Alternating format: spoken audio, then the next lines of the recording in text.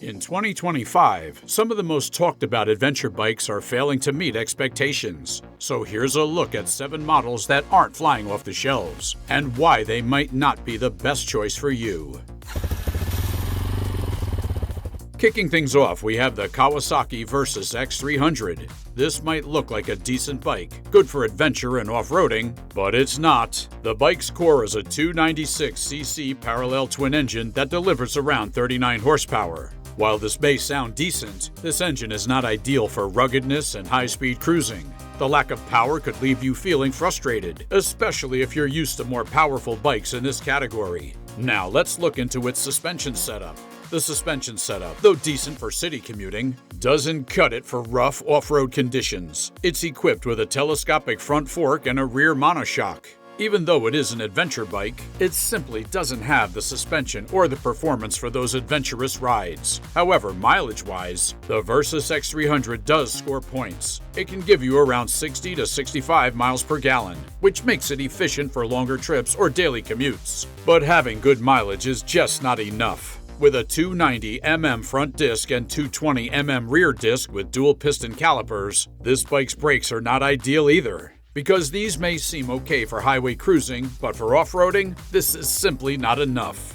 While it may have lacked in some key areas, this bike is one of the most easily handling bikes for beginners due to its light weight, because it weighs in at just around 392 pounds. However, the price tag of the Kawasaki Versys-X 300 is relatively attractive, sitting at around $5,700. But when you look at it against competitors, you'll realize that for just a bit more money, you could snag something with more power, better suspension, and overall better off-road capabilities. Next, we have the KTM 790 Adventure R.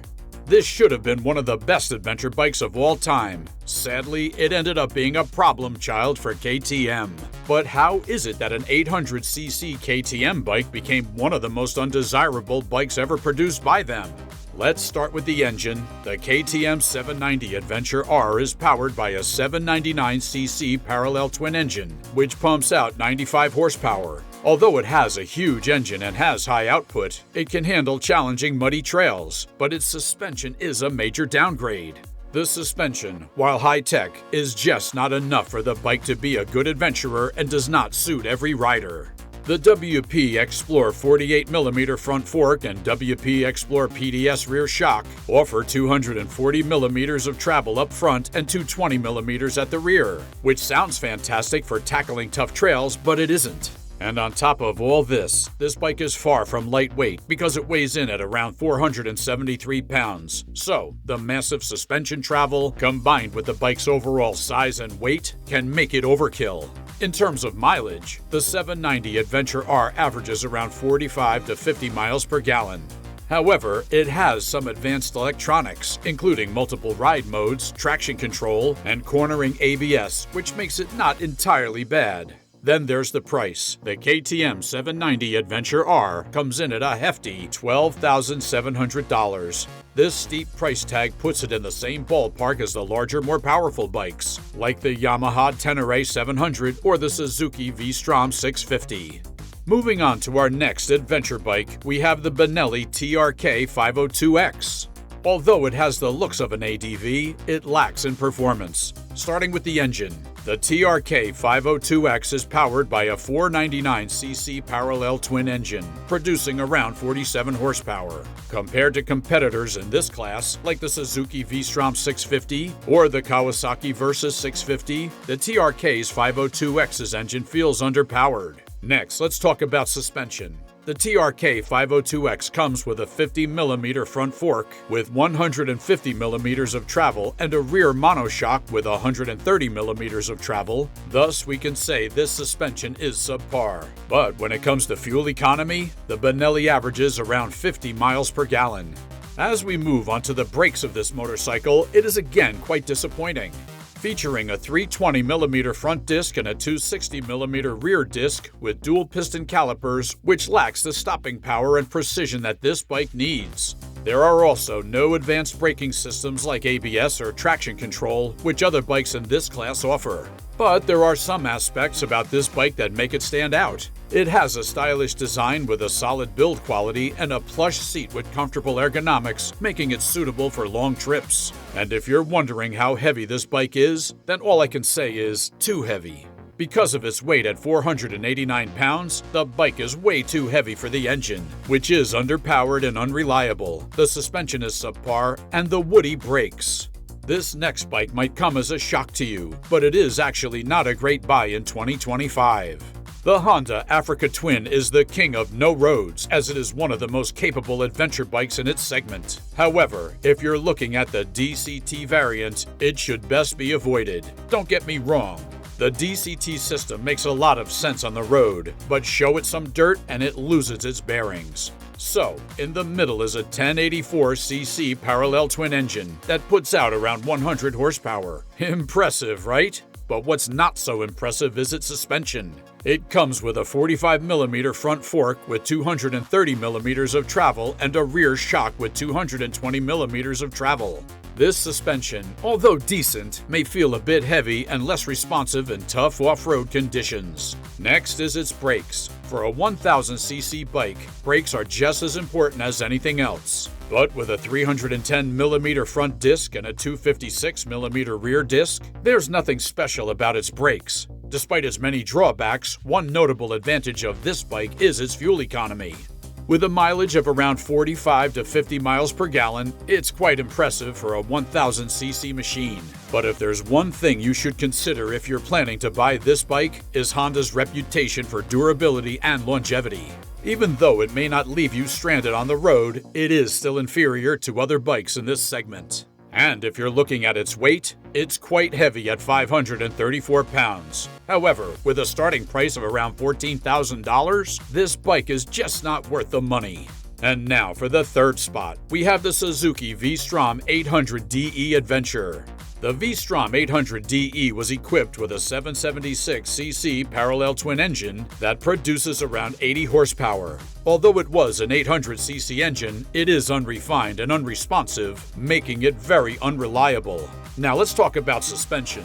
The V-Strom 800DE features a 21-inch front wheel and a 200mm travel front fork, with a 190mm rear shock. Braking on the V-Strom 800DE is handled by twin 310mm front discs and a 260mm rear disc that is not ideal while off-roading. But in terms of fuel economy, the V-Strom 800DE is somewhat average, offering around 45 to 50 miles per gallon. Another factor that further makes this bike undesirable is its massive weight, because it tips the scales at around 505 pounds, making it a very heavy adventure bike. While all of it may make this bike not so desirable, with modern tech like ride modes, traction control, and good ergonomics, this bike can still put up a fight. However, apart from all these, the price is another factor that might push you to consider other bikes. The V-Strom 800DE is priced at around $12,000, making it an expensive bike with low performance. Another bike from which you should totally stay away from is the Benelli TRK 800. Yes, it might come as a surprise, but the 754cc parallel twin engine that powers this bike is not up to the mark. While it produces around 76 horsepower, there is absolutely nothing that makes this bike stand out from the rest in the market. For any adventure bike, suspension is the main thing, because without a good suspension, you'd be crawling through those back roads. With a 50mm front fork, offering 150mm of travel and a rear monoshock with 130mm of travel, it's clear this bike isn't designed for aggressive off-road conditions. This suspension is so outdated that even the KTM 790 offers better suspension. And what about fuel efficiency?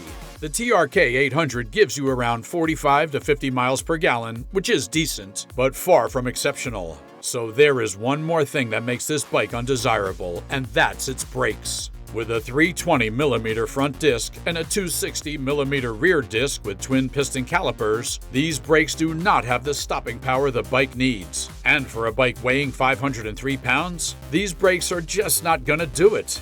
Well, this is also a bike that has a lot of features for the price, such as an 800cc engine and an ergonomic design for longer trips. But in the end, this motorcycle just doesn't make the cut. And now for the final motorcycle in this list. We have a Japanese bike, and it is the Kawasaki KLR 650 Adventure.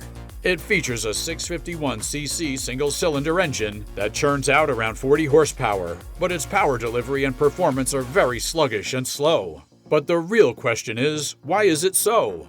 Well, the single-cylinder setup is less refined and lacks smoothness and power delivery of more modern parallel twin engines, making it harder to handle on rougher trails or at higher speeds. And the suspension setup of this bike is a 41mm telescopic front fork and a rear shock offering 200mm of travel. But this bike does have some decent off-road ability and also has great gas mileage, which makes it ideal for long-distance touring and remote areas. While this is a decent setup, it lacks the advanced suspension systems found on newer bikes like the Yamaha Tenere 700 or the KTM 790 Adventure. But there's another thing that makes it even worse, and that's the weight. Sitting at around 432 pounds, this bike is gigantic. And if you were to spend $7,500 on this bike, you would be making a huge mistake. And there you have it, 7 adventure bikes nobody's buying in 2025. Whether you're looking for performance, reliability, or value, these bikes just don't make the cut for today's riders. Oh, before you head out, please don't forget to subscribe to stay up to date on the latest motorcycle news. We'll catch you in the next video, and ride smart.